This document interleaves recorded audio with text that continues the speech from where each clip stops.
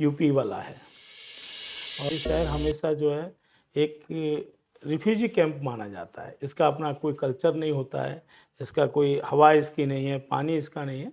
इसको कभी भी मैंने एडॉप्ट नहीं किया। मुझे पढ़ने का बहुत शौक था। मेरा जो बैकग्राउंड है वो थोड़ा पॉलिटिकल था। क्राइसिस मैनेजमेंट होता है, वो किस तरह से मैनेज किया जाता है, और वो पेन इंडिया बेसिस पे आपको मीडिया को हैंडल करना है। मीडिया हाउ टू पॉसिबल, मैंने कि डोंट वरी, जो दिखता है वही बिकता है, जो मीडिया को डील करेगी, क्योंकि उनके आए दिन नेगेटिव स्टोरियाँ उनके खिलाफ आती थी। कुछ अच्छे लोग भी होते हैं संस्था में, कुछ वैसे भी लोग होते हैं। इसमें एक ट्विस्ट देता हूँ स्टोरी को। स्टोरी विवादों के साथ, बहुत सारे विवाद हैं। हाँ, विवाद हो गए। आप जिस संस्था में हैं हमेशा संस्था के प्रति रिलायबल रहिए। जितना चैलेंज मिले उसको एक्सेप्ट करो और उससे ज़्यादा आउटपुट करके निकाल के दो। तो आप भी बहुत ज़्यादा पॉलिटिकल हुआ करते थे, किसी पार्टी के पदाधिकारी भी रहते थे, दिल्ली में भी रहते हुए। भारतीय जनता पार्टी के पदाधिकारी थे आप? थे आपकी अभी भी हैं शायद? नहीं थे। अब तो नहीं हो सकते। देखिए, मेरी सरकार है और हमारी सरकार है हाँ, सर। मतलब हमारी सरकार है। कहते हैं अगर भारत को जानना है तो भारत के दिल को जानो, और भारत के दिल को जानने के लिए दिल्ली को जानो, और दिल्ली को जानना है तो एडमिनिस्ट्रेटर को जानो। मैं ऐसे ही एक एडमिनिस्ट्रेटर के साथ में हूँ जो मीडिया वालों को भी गाइड करते हैं। मतलब मैं अभी एनजीटी के पीआरओ के साथ में हूँ। बहुत बहुत धन्यवाद आपको। मैं बेसिकली रहने वाला यूपी का हूँ और दिल्ली में 91 में आया था। मेरी पढ़ाई लिखाई दिल्ली से है। तो मेरे अंदर जो कल्चर है वो बिल्कुल यूपी वाला है। और दिल्ली, क्योंकि एक दिल्ली शहर को जो है ना, दिल्ली शहर हमेशा जो है एक रिफ्यूजी कैंप माना जाता है। इसका अपना कोई कल्चर नहीं होता है, इसका कोई हवा इसकी नहीं है, पानी इसका नहीं है। इसको कभी भी मैंने एडॉप्ट नहीं किया। मुझे पढ़ने का बहुत शौक था, मैं लाइब्रेरियन भी हूँ। 2002 में एक पब्लिक रिलेशन इंस्पेक्टर की एक वैकेंसी डीएमआरसी में हुई। उसमें मैंने पब्लिक रिलेशन इंस्पेक्टर ज्वाइन किया। मेडिकल स्टूडेंट होने के साथ साथ मेरा जो बैकग्राउंड है वो थोड़ा पॉलिटिकल था। मेरे फादर रेपुटेटेड एरिया के रेपुटेटेड लोगों में से गिनती होती थी। पॉलिटिकल और पब्लिक फेस वो जो है ना ब्लडिंग में मेरे में था। तो जब मैंने डीएमआरसी को ज्वाइन किया तो एक वो भी एक हास्यप्रद है। मैं आपको बताऊं कि वो इंस्पेक्टर शब्द था, उसमें लिखा हुआ था पब्लिक रिलेशन इंस्पेक्टर। तो आई डोंट नो, हमको नहीं पता था। हम सोचते थे कि पब्लिक रिलेशन इंस्पेक्टर मतलब हमको भी स्टार कुछ लगेगा। माननीय अटल बिहारी वाजपेयी जी ने इनॉर्गेशन किया था। उस समय हम लोगों को पूरा ब्रांडिंग जो था वो हम लोगों को करना था। तो जैसे सादरा वाली लाइन थी तो पब्लिक के बीच में जाना, पब्लिक को अवेयरनेस देना और पब्लिक को बताना। और वहाँ बहुत सारे इश्यूज भी थे लोगों के, कुछ ज़मीन से, कुछ प्लॉट से, कुछ वो। और एक सबसे बात ये थी कि हमको एक हमारे गुरु थे, इस पीआर के गुरु कहना चाहिए मुझे, अपने अपने कैरियर के गुरु, वो वाई के शर्मा थे। वाई के शर्मा सीपीआरओ जयपुर मेट्रो भी रहे हैं। सीपीआरओ पीआर हेड जो हैं वो कलकत्ता मेट्रो के भी रहे, वहाँ से रिटायर्ड हुए। और वो डब्ल्यूआर के पीआरओ थे, सीनियर पीआरओ रेलवे के। उन्होंने मुझे आउटडोर पब्लिसिटी का ट्रेंड दिया। जब आउटडोर पब्लिसिटी दी तो आउटडोर में तो वही मेरा एक पब्लिक फेस था, वो मुझे बहुत अच्छा लगा। मैं पब्लिक के बीच में गया, लोगों से बात की, नुक्कड़ नाटक, ये अवेयरनेस, लोगों में बहुत सारा आरडब्ल्यू के साथ मीटिंग किया। तो काफ़ी अच्छा लगा मुझे और वहाँ से बहुत कुछ सीखने को मिला। फिर वहाँ से हमको कहीं दूसरी जगह अपॉइंटेड हुए। हम पीआरओ आईआरसीटीसी पहुँचे। आईआरसीटीसी पहुँचे तो डिफरेंट था वो, एक क्योंकि वो एक जॉइंट वेंचर था। डीएमआरसी ब्रांड जरूर था, लेकिन आईआरसीटीसी नेशनल लेवल का है और वो पेन इंडिया बेसिस पे आपको मीडिया को हैंडल करना है। एक मुझे अपने करियर का एक इवेंट याद है। Today is the governor of West Bengal, doctor CV Ananda Bose. He is my chairman of CRWC. वो मेरे चेयरमैन थे। एक हमारा लॉजिस्टिक ट्रेन का एक इनॉर्गेशन होना था केरल से, बिकॉज क्योंकि Ananda Bose sir belong to the Kerala, तो वहाँ से वो इनॉर्गेशन होना था। जब इनॉर्गेशन हो रहा था तो सर ने हमसे कहा कि Manoj you go to the Calicut और वहाँ आपको अपना मीडिया अपना देखिए। हमने कहा सर नहीं, आई मैनेज्ड, मैं दिल्ली से मैनेज करूँगा। कहा हाउ टू पॉसिबल, मैंने कि डोंट वरी। तो मतलब जो रिलेशनशिप कैसे करना है, किस तरह की स्ट्रेटजी बनानी है, you can't believe it, not is my, मैं अपना ये नहीं कह रहा हूँ कि मैंने बहुत बड़ा अचीवमेंट किया था, बट इतना बड़ा अचीवमेंट था कि जितने वहाँ गेस्ट नहीं थे, जितने वहाँ विजिटर नहीं थे, उससे ज़्यादा मीडिया थी। बहुत बढ़िया। और with in the when the return the CV Ananda Bose sir in office, उससे पहले ही मेरे पास पूरा क्लिपिंग आ गया, आज इतना इतना कवरेज हुआ है, सारा चैनल आ गया। आई डोंट नो, मैं नहीं जानता था, लोगों दिखता था कि हाँ ये मेरा स्टोरी है, बाद बाकी मलयाली मुझे आती नहीं है। ऐसे ही मतलब रहा क्या कि बॉस लोगों ने हमको नहीं छोड़ा, वहाँ से हमको मूव किया गया DFCCIL, डेडिकेट फ्रेट कॉरिडोर जो है वो 1 लाख करोड़ का प्रोजेक्ट है, जापानीज और वर्ल्ड बैंक का प्रोजेक्ट है। वो डॉक्टर मनमोहन सिंह का एक विजन था, माननीय प्रधानमंत्री जी का विजन था कि जो लॉजिस्टिक पर जो खर्चा आता है, बेसिकली है क्या, महंगाई आती क्यों है, वो तो बहुत बड़े इकोनॉमिक के मास्टर थे। लॉजिस्टिक पर जो सरचार्ज लगता है, जो खर्चा आता है, उसकी वजह से रेट बढ़ता है।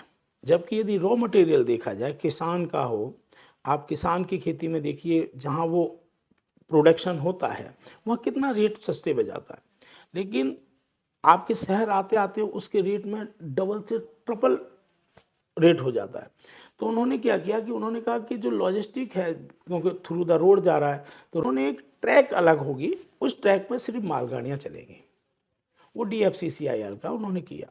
वहीं से एक हमारे बॉस थे जो IRCTC में डायरेक्टर कैटरिंग हुआ करते थे, विनोद अस्थाना साहब। विनोद अस्थाना साहब का अपॉइंटमेंट हो गया as a managing director in CRWC, central railside warehouse company limited. ये एक मिनी रत्ना कंपनी थी, उसमें उनको मैनेजिंग डायरेक्टर हो गया।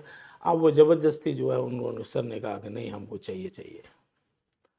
वो क्या था कि एक PN शुक्ला सर थे जो डायरेक्टर OPBD थे। वन टाइम्स मेरी एक फ़ाइल थी, वहाँ मैं फाइल के लिए गया तो देखा सर बैठे हुए हैं, तो हमने सर से कहा कि सर नमस्कार, अरे मैं तो आपको ही ढूंढ रहा था, आप कहाँ हैं। मैंने कहा मैं तो यहाँ हूँ। नहीं मुझे आप चाहिए। उन्होंने वो, क्योंकि बड़े लोग थे, बड़े अधिकारी थे आपस में, उन्होंने अधिकारियों ने आपस में बात की और वो हमको अपने ऑफिस ले गए। जब उन्होंने ज्वाइन किया, हमको ज्वाइन कराया, तो उन्होंने कहा, एक वर्ड बोला था हमको, हमें आज भी याद है। उन्होंने कहा कि मनोज ये PRO साहब, कभी नाम नहीं लेते थे हमारा, PRO साहब, ये एक सब्सिडरी कंपनी है और मुझे इसे मिनी रत्ना बनाना within the 2 years, how to possible. तो हमने कि ठीक है सर, डोंट वरी, जो आप चाहते हो वो सब होगा। मैन क्या होता है, एक आजकल का स्लोगन है, जो दिखता है वही बिकता है। तो CWC की सब्सिडरी कंपनी थी और CWC की कहीं ब्रांडिंग दूर दूर तक नहीं दिखती थी, लेकिन CRWC की एवरी डे, ऐसा दिन नहीं गुजरता था जिस दिन CRWC की ब्रांडिंग नहीं आ रही हो। काफ़ी अच्छा रहा, काफ़ी प्रोडक्शन रहा, सर ने भी काफ़ी मेहनत किया, लोगों ने सब मेहनत, बहुत छोटा स्टाफ, और उसके बावजूद भी सर ने 80 करोड़ का टर्नओवर प्रॉफिट दिया और देन मिनी रत्ना का स्टेटस ले लिया। फिर लाइफ में ये हुआ कि एक डायरेक्टर टूरिज्म हुआ करते थे IRCTC में, डॉक्टर नलिन सिंघल, जो बाद में BHEL के CMD थे, रिटायर्ड हुए हैं। उनका सिलेक्शन हो गया CL में, सेंट्रल इलेक्ट्रॉनिक्स लिमिटेड में, वो वहाँ के CMD थे। वहाँ हमको रखा गया as a PR head, public relation department का हेड HOD था मैं। वहाँ बहुत सारी इश्यूज़ थे, बहुत ज़बरदस्त इश्यूज़ थे, ऐसे इश्यूज़ थे कि आप सोच भी नहीं सकते, बता भी नहीं सकता मैं ऑनलाइन। नहीं, बताना तो चाहिए। हाँ, लेकिन आगे बात करेंगे उस पर। हाँ ना, कुछ इश्यूज ऐसे थे। फिर उसके बाद हाँ, उसमें हुआ क्या है, वो कंपनी डिसइन्वेस्टमेंट हो गई, आपको पता होगा, 2 से 10 करोड़ में उस कंपनी को सेल आउट कर दिया गया था। हम भी वहीं थे, हम बहुत परेशान थे। वेंडर जो है अपनी अपनी पेमेंटों की डिमांड करने लगे कि हमारी पेमेंट दे दिया जाए। नौबत ये आ गई कि हम लोगों की सैलरियाँ भी ओडी पर निकलने लगी, चेक से, बैंक से। तो मैं एक दिन ऐसे ही बैठा हुआ था, तो मैंने सोचा कि ऐसा क्या किया जाए कि मैं इस कंपनी के लिए कुछ कर सकता हूँ। तो कुछ इस तरह की स्टोरी करूँ जो नेशनल लेवल की स्टोरी हो। स्टोरी दी मैंने कि देश का पहला सोलर टेक्नोलॉजी पार्क, वो मैंने दैनिक जागरण के फ्रंट पेज की स्टोरी, नेशनल लेवल की थी, फ्रंट पेज की स्टोरी को क्विक कर दिया। जैसे वो फ्रंट पेज की स्टोरी हुई, उस पर से तुरंत इंडिया टुडे से हमारे दोस्तों के फ़ोन आ गए कि सर आपने हमको तो बताया नहीं। हमने कि मोस्ट वेलकम, आप आइए। आज तक वाले आ गए। फिर उस स्टोरी को हमने बड़े ढंग से दिया। वो स्टोरी इतनी पॉपुलर हुई कि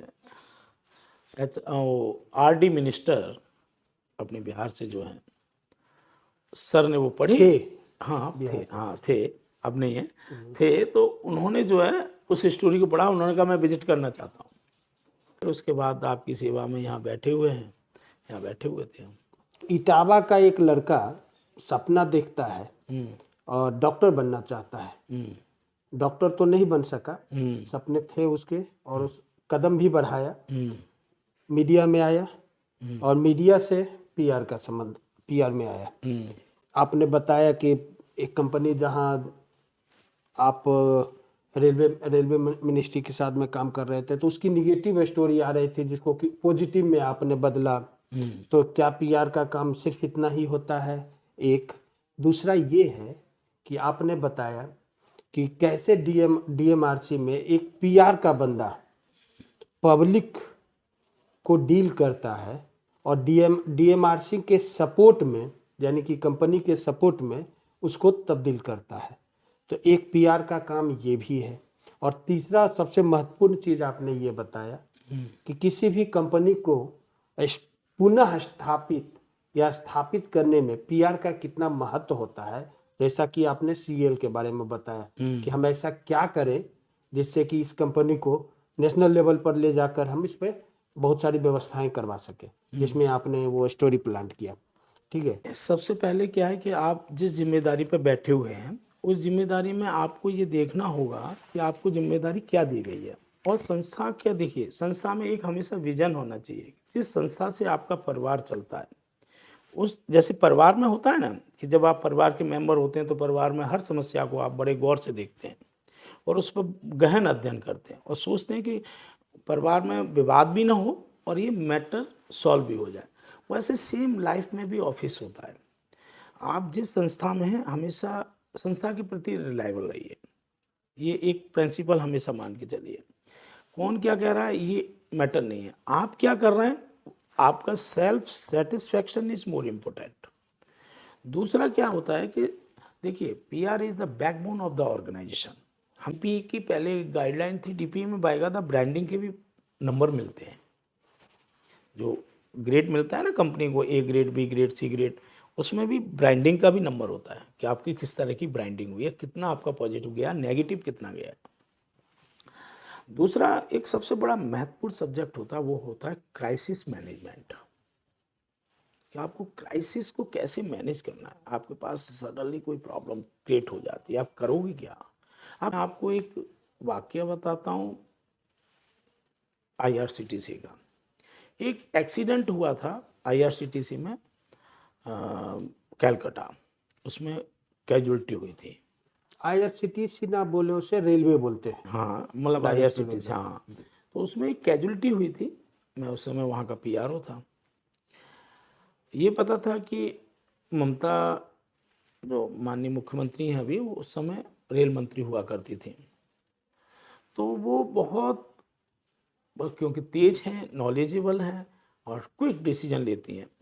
तो लगातार सारे अफसरों मतलब ब्यूरोक्रेसी को, हमारे यहाँ सारे अधिकारी डरने लगे कि भाई ये कैजुअलिटी होगी, मिनिस्टर जो है बहुत ज़्यादा वो करेगा, कैजुअलिटी होगी, कल के अखबारों में तो फ्रंट पेज पर स्टोरी होगी। तो हमने सर को सजेस्ट किया कि सर एक काम करते हैं, देन हम टाई अप करते हैं और किस तरह से करना है फिर हमने उस समय एक बुद्धिस्ट ट्रेन आईआरसीटीसी की लॉन्च होने वाली थी, तो उसका एक प्रेस नोट निकाला और सबको भेजा और देन सबको कॉल की। एक्चुअल देखिए होता क्या है, रिलेशनशिप इज मोर इम्पोर्टेंट। आपका रिलेशनशिप जितना अच्छा होगा, पीआर उतना ज़्यादा स्ट्रांग होगा।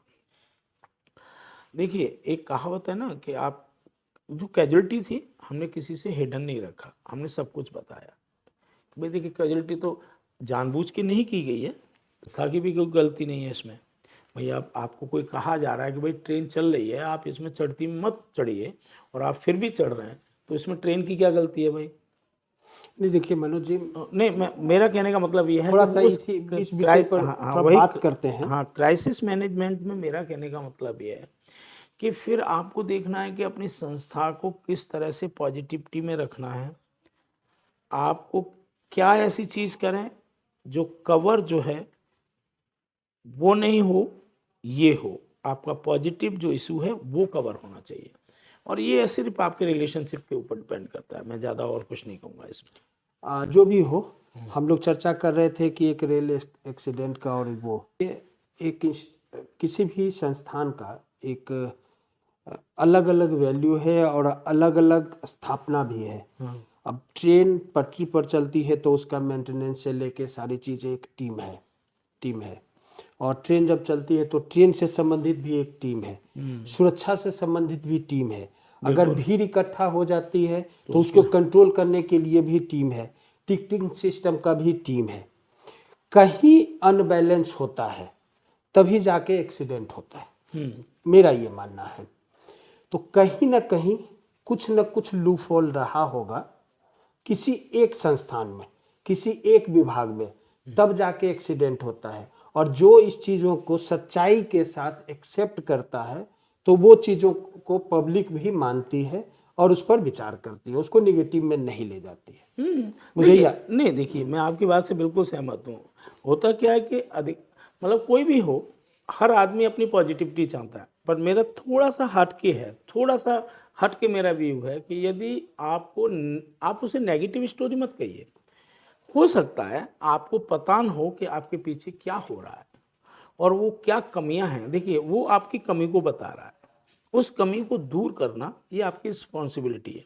वो नेगेटिव नहीं है, वो पॉजिटिव स्टोरी है, आपको उस पर इम्प्लीमेंटेशन करने के लिए। तो मैंने कभी नहीं माना है कि ये नेगेटिव स्टोरी होता है, मैं कभी नहीं मानता हूँ। कमियां हैं, सुधारो। जिनका फैमिली बैकग्राउंड एक पॉलिटिकल रहा हो, मैं अगर गलत नहीं हूँ तो आप भी बहुत ज़्यादा पॉलिटिकल हुआ करते थे, किसी पार्टी के पदाधिकारी भी रहते थे दिल्ली। आज चलो मैं खुल के बता देता हूँ, भारतीय जनता पार्टी के पदाधिकारी थे आप? थे आपकी अभी भी हैं शायद? नहीं थे। अब तो नहीं हो सकते। देखिए मैं अपनी मेरी सरकार है और हमारी सरकार है हाँ, सर। मतलब हमारी सरकार है, और इसमें जो है बहुत पहले माननीय अटल बिहारी वाजपेयी जी थे, तब युवा थे हम लोग, तो मैं युवा मोर्चे में अभी था। भी युवा हैं आप? नहीं, अब मैं युवा मोर्चे में था। अब तो मैं 2 बेटियों का पापा हूँ, और अगर मैं गलत नहीं हूँ तो जिसमें युवा मोर्चा की बात कर रहे हैं तो वो अमित ठाकर का वो समय हुआ होगा। हाँ, यस, हाँ, उन्हीं का था। अध्यक्ष और हुआ करते थे। हाँ, वो नेशनल प्रेसिडेंट हुआ करते थे। अनिल शर्मा जो आजकल एमएलए हैं आरके पुरम सर से, वो हमारे दिल्ली प्रदेश के अध्यक्ष हुआ करते थे युवा मोर्चे के, और अध्यक्ष जो है डॉक्टर हर्षवर्धन साहब हुआ करते थे। तो बस ऐसे ही मतलब मैं पॉलिटिकल नहीं जाना चाहता था। शुरू से थोड़ा सा आदत है बाहर मूवमेंट करने की और लोगों से मिलने की। वो और जीन जो है हाँ, परिवार वाला। वो परिवार वाला ऐसा था कि जब हम स्कूल में पढ़ते थे तब कॉलेज में प्रोफेसरों से रिलेशन से, तब जब प्रोफेसर कॉलेज में गए तो फिर हमारा मिनिस्ट्री में जा कर के अप्रोच होने लगा। मतलब इस तरह का रखते थे, अपर हैंड, मतलब थॉट शुरू से तो दिमाग। फिर उसको पीछे क्यों छोड़ गए? अभी तो सरकार है, अरे वो देखिए ठीक फुल है। फ्लेज में पहली बार सरकार आई है। नहीं देखिए, ये तो मेहनत है, सब लोगों की मेहनत है, हम लोगों ने भी मेहनत की, सबने मेहनत किया। वाकई में सबकी मेहनत है। सबकी मेहनत है। पर देखिए मेरा कहने का मतलब ये है कि देखिए जब आप सरकार में, सरकारी बंधन में जब आप आ जाते हैं तो फिर पॉलिटिकल तो एक सब्जेक्ट ही रहेगा ना। आप बंधन में आकर के फिर आप पॉलिटिकल नहीं हो सकते। मतलब कहना ये चाहते हैं कि सरकारी नौकरी एक बंधन है? नहीं, बंधन नहीं, मतलब आप देखिए वो एक रिस्पॉन्सिबिलिटी है। आप वो है ठीक है, आपकी आपकी विचारधारा, आपकी सोच, वो सब नहीं जा सकती है, वो तो आपकी रहेगी जब भी आप टिल डेथ, जब तक आप डेथ नहीं हो जाएगी तब तक आपकी वो धाराएं नहीं चेंज हो सकती, बहुत मनोज जी, शांतिपूर्ण। हाँ 2002 का समय जब डीएमआरसी में आप इन किए थे हाँ और 2010 का समय जब आप किसी अखबार में अपना कोई खबर पब्लिश करवाना चाहते हैं, तो आपका एक मापदंड हुआ करता था कि ये अखबार इतनी कॉपी बिकती है, इतनी कॉपियाँ बिकती है, उसके हिसाब से आप एक एडवर्टीजमेंट। नहीं सिर्फ अच्छा। नहीं स्टोरी भी पेस्ट किया हाँ करते थे, हाँ उससे आप एक पैमाना होता था। हाँ, आज उसका ग्राफ सर्कुलेशन के हिसाब से डाउन हुआ है, बहुत ज़्यादा डाउन है, बहुत ज़्यादा डाउन हुआ है। बहुत डाउन हो गया। ठीक है, तो आपके नज़र में मीडिया पहले वाला जो था तो वो आपने देख लिया, आज का मीडिया, कल का मीडिया कैसा होगा वो आप कैसे विश्लेषण कर सकते हैं? देखिए आज का मीडिया जो है, आज का मीडिया क्या हो गया, जो अभी आप सर्कुलेशन की बात कर रहे हैं, एबीसी की बात कर रहे हैं, जो डीएवीपी में जो पैनल होते हैं, उसमें क्या हो गया कि व्यक्ति की लाइफ जो है ना इतनी बिजी हो गई है, हर व्यक्ति की बात कर रहा हूँ।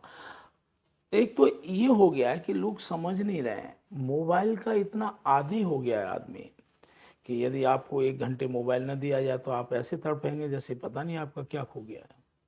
क्योंकि पूरी जो लाइफ है ना वो आजकल सब इलेक्ट्रॉनिक हो गया है टोटल, सोशल वाला, ये इस पे आप व्हाट्सअप कर दो इसको, इंस्टाग्राम कर दो इसको, ये कर दो ये इसको, सब वो टिप पे चलना चाहता है, शॉर्ट टर्म, शॉर्ट समय में सब कुछ हो जाए, मतलब इतनी भाग दौड़ है। उस भाग दौड़ में वो अपनी, देखिए आ तो रहे हैं रिटर्न में, लेकिन उस भाग दौड़ में वो सब कुछ भूला जा रहा है, अपनी कल्चर, अपनी मर्यादा, अपनी लैंग्वेज, सब कुछ, उसको क्या करना चाहिए, क्या होना चाहिए, सब कुछ भूलता जा रहा है। सिर्फ उसको लग रहा है, जो मेरा अपना सोच है, हो सकता है मैं गलत भी हो सकता हूँ, मुझे लगता है कि व्यक्ति जो है पैसे की तरफ ऐसा भागा जा रहा है कि उसको समझ में नहीं आ रहा कि होगा क्या आगे। बहुत सारे इंटरव्यू में मैंने चर्चा किया है कि एक व्यक्ति के हाथ में स्मार्टफोन तो होता है, हाँ स्मार्टफोन होने मात्र से खुद को स्मार्ट समझता है, लेकिन वो कितना स्मार्ट है इसका कोई पैमाना आज नहीं बना है। हाँ, नहीं जो नहीं बना, अब वो स्मार्ट शायद नहीं है। नहीं आप स्मार्ट नहीं है आज देखें कि एक छोटे बच्चे के हाथ में मोबाइल आते ही हम लोग दे रहे हैं, तो आउटडोर गेम, सामाजिकता, पढ़ाई से लिखने शायद और पढ़ने आपको की। आपको याद होगा, आप भी पढ़े होंगे, एक जब हम लोग पढ़ते थे एक सब्जेक्ट हुआ करता था, नैतिक शास्त्र, जी बिल्कुल।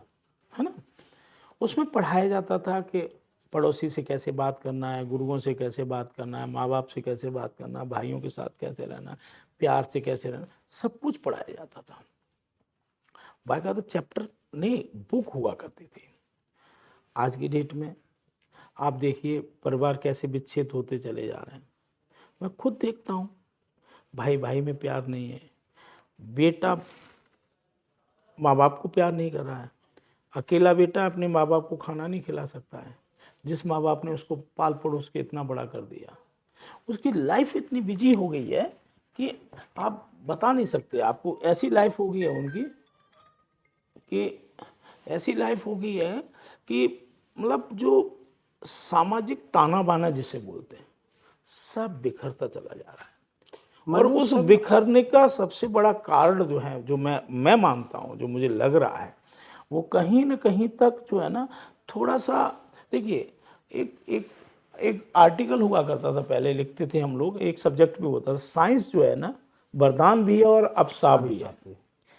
तो यदि आज की टेक्नोलॉजी जो है ना वो वरदान भी है कि आपको क्विक फास्ट अभी पता चल जाएगा कि यूएस में क्या हुआ, ठीक है, लेकिन उसका साइड इफेक्ट भी ये है कि आप जो है ना अपनी लाइफ को इतना सिंक कर लिया है कि आपको अदर्स रिलेशनशिप वैल्यू नहीं रखते, सिर्फ ओनली पैसा, ओनली पैसा, जबकि ऐसा नहीं है।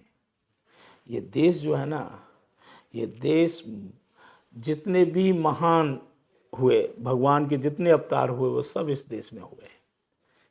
ये मिट्टी जो है ना, ये मिट्टी ही, मतलब इस देश को कोई नहीं चलाता है। आप गरीबों के बीच में जा कर कुछ न कुछ उसे गिफ्ट दिया करते हैं, ऐसा मुझे सुनने में आया है।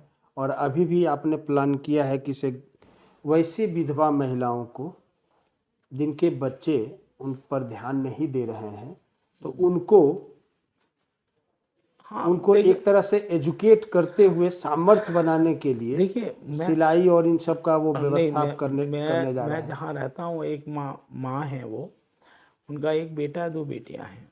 बेटियों की शादी होगी, बेटा है, बेटा अच्छी सर्विस पा रहा है, और अकेली माँ और बाप है। और वो माँ आज की डेट में ना 1-1 रुपए के लिए परेशान है। खाने के लिए तरसती है। मैं ये नहीं कहूँगा कि मैं कुछ करने वाला हूँ, करने वाला तो ऊपर वाला है और कराता भी वही है। मनुष्य के हाथ में कुछ भी नहीं है, मनुष्य वैसे ही परेशान है। क्योंकि न तो आपको देखिए, 2 चीज़ कभी आपको नहीं पता, न जन्म न मरण। आप देखिए, आपको पल का भरोसा नहीं, आप क्या कर रहे हैं। आप पूंजी देखिए, आप बहुत, आपको ऐसे उदाहरण मिल जाएंगे कि दादा लाई बहुत ज़मीनें पड़ी हुई हैं, बहुत मकान बने हुए हैं, आज उन्हें बरतने वाला नहीं है। पता नहीं कौन बरत रहा है, किसने कब्जा कर लिया। कितने महाराज थे, कितनी रियासतें थी, अब कहाँ है रियासतें, सब दूसरे लोगों को कब्जा है कि नहीं है।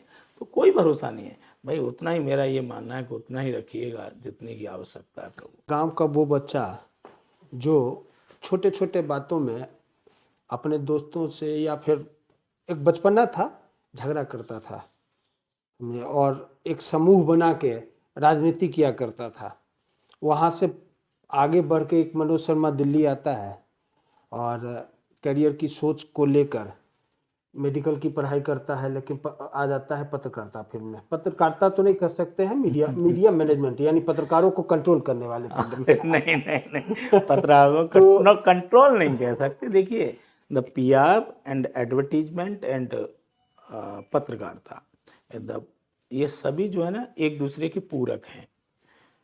PR जो है वो भी मास कम्युनिकेशन पढ़ के आता है, पत्रकारिता करता है वो भी मास कम्युनिकेशन पढ़ के आता है। जो एडवर्टीजमेंट में जो लगे हुए हैं बच्चे, वो भी सब मास कम्युनिकेशन के ज़्यादातर होते हैं। तो होता क्या है कि एक दूसरे के पूरक हैं। PR का मतलब ये नहीं है कि वो कोई किसी को एडॉप्ट वो कर रहा है। PR का मतलब ये होता है कि पब्लिक रिलेशन, कि किस तरह से वो पब्लिक डीलिंग कर रहा है आम पब्लिक। जैसे सपोज मान के चलिए, मैं IRCTC में था, तो मुझे कस्टमर हैं, ट्रेन में खाना किसको कम मिल रहा है, किसको ज़्यादा मिल रहा है, उसकी कंप्लेंट है, उसकी बात है, कोई आगे मुझे मिलेगा, और मैं अपनी बातों को कैसे रख पाता हूँ और किस तरह से प्रेजेंट करता हूँ, ये सब चीज़ें होती हैं। वो not is the control the media, control नहीं बोलते हैं उसको, कंट्रोल नहीं, देन मतलब एक पिलर कहनी चाहिए, एक बॉन्ड कहना चाहिए कि वो संस्था और मीडिया का एक रिलेशनशिप पार्ट होता है कि भाई इधर की बात इधर कहना, इधर की बात इधर कहना, और कैसे चलाना है वो चलाना उसको। मनोज शर्मा जी, अंतिम सवाल है शायद, अगर आप रखेंगे तो। PRO के लिए एक बच्चे जो कल को अपने आप को PRO के रूप में देखना चाहता है, उसके लिए कोई टिप्स दे दें आप। देखिए, एक ही चीज़ कहूँगा जो भी है कि PRO के लिए, अब देखिए PRO तो एक डिजिग्नेशन अब चेंज हो गया है। लोग डिफरेंट डिफरेंट देते हैं, कोई कॉर्पोरेट कम्युनिकेशन कहता है, कोई कुछ कहता है, कोई कुछ कहता है, अलग अलग संस्थाओं में अलग अलग चीज़ें। यदि आपको करना है ना, तो उसमें PR में आपकी मतलब मास कम्युनिकेशन कर लीजिए। आप तो PR का डिप्लोमा डिग्री कोई कराता नहीं है, और कराता हो तो उसे करिएगा। लेकिन आप नए ट्रेंड जो हैं, जैसे सोशल मीडिया पर फोकस, या जितने भी मीडिया के जो प्राइवेट जो प्लेयर्स हैं, जो कह सकते हैं प्लेटफॉर्म्स हैं, उन प्लेटफॉर्मों पर थोड़ा सा ध्यान दीजिए, क्योंकि आज शायद मुझे भी लगता है कि उसकी बहुत ज़्यादा ज़रूरत है। और आपके सबसे अच्छा ये है कि आप अपनी सोच को, अपने मतलब जो विचार हैं, अपने जो आपके जो थॉट है, जो आप मैनेज कर सकते हैं, कैसे अपने स्ट्रेटजी जो है, स्ट्रेटजी को ज़रूर ध्यान रखिएगा। अपनी स्ट्रेटजी बना करके स्ट्रेटजी के साथ काम करिएगा और मेहनत करिए। वैकेंसियाँ निकलती हैं, अप्लाई करिए और इंटरव्यू दीजिए, देन सिलेक्शन होता है। तो ये ज़रूर रखिएगा कि यदि आपको कोई रिस्पॉन्सिबिलिटी दी गई है, तो आप ये नहीं कि आप उस कुर्सी के बंधन में हैं। आपसे कोई भी मिलने आ रहा है, आप कभी किसी को डिनाई मत करिए। कंक्लूड करूं मैं सर? हाँ, आपके संबंध मीडिया वालों से अच्छा हो तो PRO बन सकते हैं। नहीं ऐसा कुछ भी नहीं है। मीडिया वाला, हाँ, अपना आउटपुट अच्छा दे सकते हैं। संबंध अच्छा रहना चाहिए, यस, आपके पर्सनल रिलेशन अच्छे हो। यस यस, आपका और रिलेशन कैसा होता है? रिलेशन देखिए, रिलेशन ऐसा होता है, मैं तो यहाँ कोर्ट में हूँ, कोर्ट में तो मैं कभी फर्स्ट ज्वाइनिंग है मेरी, मैं जानता भी नहीं जुडिशरी में होता क्या है। मैं तो अपने अदर्स रेलवे और अदर्स फील्ड का आदमी हूँ, तो मैं तो क्विक फास्ट वाला डिसीजन मेकर हूँ। बट यहाँ बहुत सोच समझ के देना होता है। कोर्ट का जब तक ऑर्डर नहीं आ जाए तब तक नहीं दे सकते।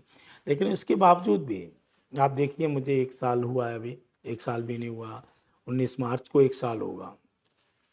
ऐसा कोई स्टेट नहीं है जिसका मेरे पास मीडिया के जितने भी जो लीडिंग पेपर हैं उनका अपना एक ग्रुप ना हो। हमेशा स्ट्रेटेजी के साथ करिए। शुरू शुरू में आया, मुझे भी बड़ी तकलीफें हुई, लेकिन मैंने उसको क्या किया, मैं साइलेंट रहा। हमेशा साइलेंट रहिए, कम बोलिए, आउटपुट ज़्यादा दीजिए, कम बोलिए, आउटपुट ज़्यादा दीजिए, कम बोलिए, आउटपुट ज़्यादा दीजिए, और उतना ही बोलिए जितना आप कर सकते हैं। यदि आप 100% आउटपुट दे सकते हैं तो आप 80% बॉस को बोलिए। मतलब साफ है, हाँ, आप गांव से हैं तो इसका ये मतलब नहीं है कि दिल्ली पे राज नहीं कर सकते। मनोज शर्मा दिल्ली पे राज कर रहा है, और दिल्ली पे राज करने के लिए दिल पे राज करना होगा, और दिल पे राज करेंगे तभी बेहतर पीआरओ बन पाएंगे। इसलिए आज यही समाप्त करते हैं, दिल पे राज करने वाले बनिए, गांव से भी आप दिल्ली पे राज कर सकते हैं। आज के लिए इतना ही, नमस्कार। नमस्कार।